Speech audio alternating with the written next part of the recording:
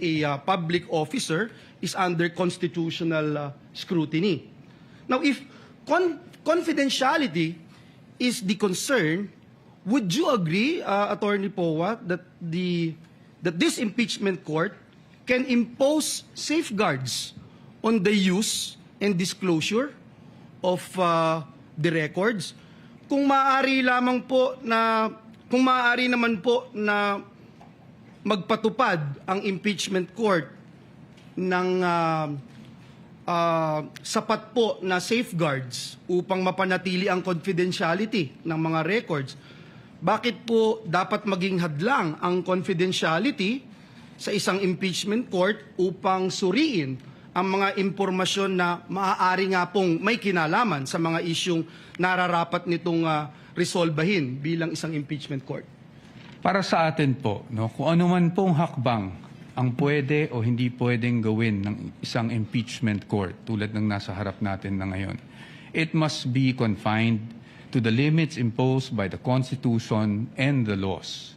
So kahit sabihin po natin, we are not against transparency. I just want to make that clear, Your Honors. We are not against accountability.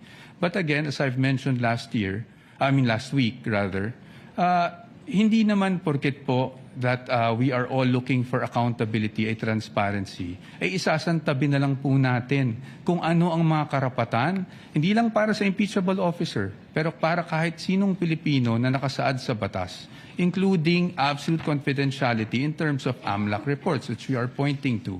So para po sa atin, nakikita ko yung punto po ng ating hukom, na paano kung mag-impose na lang tayo ng certain conditions. However, Your Honors, those certain conditions may be allowed for other records, pero pagdating sa AMLAC po, absolute po kasi yung prohibition. And if we were to amend or at least suspend the provision of 8A, then it is as if this honorable court is actually doing some sort of judicial legislation, because we are technically suspending this law for a specific person na hindi natin pwedeng gawin sa iba. That is why, ang sa akin lang po, ang sa amin, sa punto ng depensa, is paano po yun? Meron po pang instances na papayagan na lang natin, isang tabi natin yung batas, at merong instances na hindi. I think, Your Honors, we feel, the defense feels, Your Honors, that in the search for truth, transparency, accountability, we must still work within a framework which means that we must work within the limits imposed by the Constitution, the laws, and the rules of the land. Salamat po, Attorney. Mr. Presiding Officer, just a few seconds just to put on